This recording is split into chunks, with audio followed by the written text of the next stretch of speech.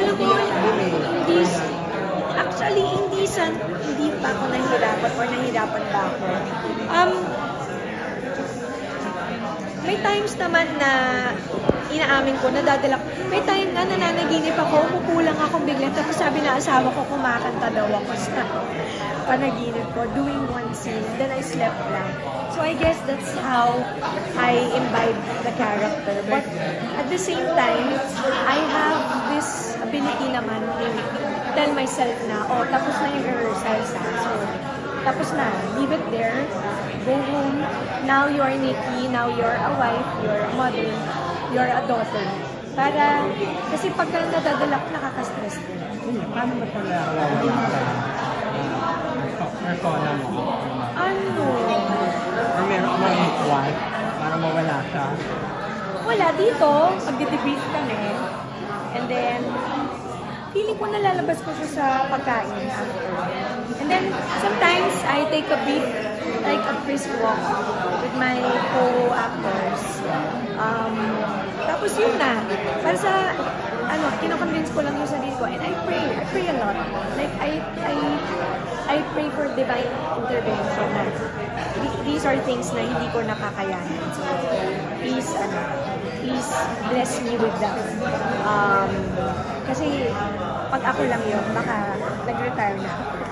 And, I talk about it a lot. I'm open with my family. I tell them, pagod ako today. Gano'n. Pagod ako today, or I'm happy today kasi nagawa ko yung kailangan namin gawin, or tomorrow I look forward. So, biniverbalize ko siya. It helps. Sticky growing up, ano yung mga favorite theatrical play na hindi mo makakalimutan? Oh! I got to see Mamma Mia, Legally Blonde. Oh, yan. Napanood ko yan. And Phantom of the Opera. Yeah. Given a chance, ano yung parang kung mabibigyan ka ng dream role, ano yung gusto mo sa... Ay, Miss Saigon pala! Miss Saigon. Yun, napanood ko rin yun. If given the chance, gusto ko na Miss Saigon. Given the chance, tanda ko na, di ba? Pero yeah, when I was young, I remember, minimimik ko si Lea Salonga. Tapos, bumili talaga ako ng cassette tape ng Miss Saigon with lyrics. Yung tape 1 and 2 yun. Parang So yeah, I think it was every, young girl's dream na she opened kasi the possibilities of a young girl being part of Broadway. So yeah, I guess lahat naman ata kami pinagdaanan yung panaginip na yun. So ano ba to? Continue, sunod-sunod na ba yung paggawa ng theatrical play or occasional? For now, it will be occasional kasi ang bigat ng material na to. But sabi ko nga, in my lifetime, I wanted to do it talaga. And at least masabi ko na I tried doing it and I was able to do it. Parang growth din, Magta 28 years na ako sa showbiz in March, and it would be nice to, have done something like this sa 28 years. Thank you po. It's been good. I started working on January at masarap sa pakiramdam na meron ka kaagad ginagawa sa January, and this is one of them, next to Norma. And then, how have rehearsals been? I mean, I know you celebrated your first year in theater last year, so yes. Ano difference now? Yeah. You know what? The reason why I stayed in theater because as we talked about earlier, theater is giving life to a person, and it gives me so much life. So that's the reason why I'm still here. And the difference now is that I now know that doing this makes me feel so alive, even more. Like every day, doing this, rehearsals, warm-ups, and even debriefings, it gives so much life to my life. Does this mean that the vlogging is gonna take a backseat na to acting? Not entirely, because we all know naman na theater really takes so much of the time. Of your schedule, where sa buong calendar mo, block off yan for rehearsals and for shows and all that. So there are some sacrifices din talaga. There are so many sacrifices that you have to do when you're doing your passion, which is theater. And acting is really something that I've always loved doing, even when I was still a child. And napupustit ko naman yung mga ibang acting gigs, such as yung last January. I was gone here for a week to shoot a film, an international film with Miss Angel Aquino.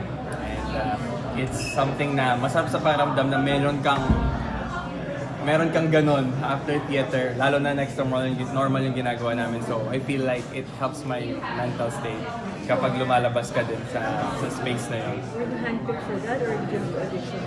I auditioned for What's the experience? So great kasi it's they're from Taiwan. These are Taiwanese producers and creatives. Like these are award-winning creatives. So it's really such an honor to be working with them because it has different discipline in terms of film, and it has parang yung pagka-Pinoy natin minsan, yung pagiging creative natin sa Pinoy. Minsan pag nakakita rin tayo ng ibang creative, parang din siya, parang pwede din pala yun. So we collaborated, the Filipino team and the Taiwanese team really collaborated into something like this film. What you said about mental health kanina, pero ikaw, what have you learned about yourself while doing this? What have I learned from? About yourself. About myself? Grief is not just about death. So I feel like I'm grieving pala each time I feel like I lost something. So it's something na ako pala, yung grief pala sa akin is it's not easy to handle, pero at the same time you know that when you already grasp the concept of grief, you somehow know the first step how to cope. You don't mind me asking kasi di ba mabigat yung next to normal, and then you came from Bar Boys din na mabigat din yung character mo, so can you explain bakit pa hindi ka sa mabigat? Actually, it just happens na mabigat. After Bar Boys, tatay ko yung ko dito, ka-eksena ko na mabibigat na eksena. And dito naman, nanay naman siya yung mabigat na eksena dito. So parang nagkakataon na I'm really inclined to dramatic productions. Dramatic na. Yeah, bakit dramatic? Ayaw mo yung parang lang. Kumari, yung sa Once on This Island na very fairy tale. Hindi mo fairy tale, pero gets parang yung ganun. If given the chance, of course, I would definitely do it. Pero yun talaga yung parang nalalapit ako sa mga ganong mga projects yung medyo mabigat talaga siya. And I'm not complaining naman. It's just that ito pa lang yung dumarating na opportunities. And there are some productions na I had to decline because of then that schedule na nauna na, and nagkataon lang na next to normal talaga yung nandito ako. I'm here. Talking about mental health among your families and all that. Pero ikaw, paano mo ba ina-assess yung situation when it's safe to talk about your mental health? Among your parents or your older siblings or older members?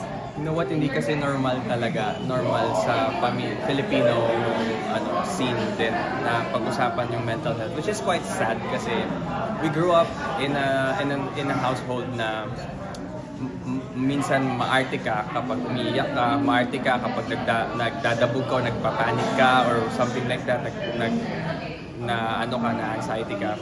Pero this is the reason why this generation is really opening a door to that. Not just an idea, it's an education. This generation actually is a great contribution for education, educating our parents, our grandparents, because especially if they're open to it, like they accept yung bagong konsepto ng pagtanggap sa mga problema, sa pag-handle ng mga situations. I think it's very important to highlight that too. You've done several plays na. So what are you consider mo before you audition or before you accept the role in the play? To be honest, for now, hindi ako namimili na, hindi pa ako namimili. Wala pa ako sa level na namimili po ako ng proyekto. Basta dumating siya, kung sino yung nauna, yun talagang tinatanggap ko. And I have, kumbaga yung commitment ko, when I already said yes to this, and if it works out, I will make it work. And if it doesn't, then I would just have to sacrifice, parang ganun. So, wala pa ako sa punto na kailangan ko I had to say no because I don't want it. I have to say no because mayroon akong ginagawa. Like, I committed na ako sa isang bagay. So, kanina natanong na kasi, di ba, since this is a heavy role, can you expound further? Ano yung mga debriefing activities na ginagawa mo? Debriefing activities. Kakalas talaga ako dito sa pagkatas ng rehearsals. Kakalas talaga ako. Na it's good to have friends who are not in the production din para you talk about topics that is not about Next to Normal or not about what I do in show business. That's the reason why I still have I have more friends outside showbiz rather than having friends inside showbiz because it keeps me grounded. It grounds me, and I still can feel how to live without the perspective of being in the showbiz industry. Parang mas masarap na ibang bagay naman yung pinag-uusapan niyo rather than... That's na lang for me. So since this is a rock musical play, if you are a rock musical, what kind of rock musical genre are you? Rock musical genre? I don't... Anong mga genre na? Like, are you a pop? Or... Genre, music genre. Yeah. I thought rock genre. I think I'm always for pop. Kasi it's something na kung ano yung bago, you adapt to the change, you know, yung parang kung ano yung bago sa pandinig, bago sa paningin, syempre doon ka pupunta para umayon ka sa mundo. As for me, kung may ima-manifest kang like production, ano yun? Oh my God! Thank you for asking that question. Sa lahat po ng mga nakikinig ngayon.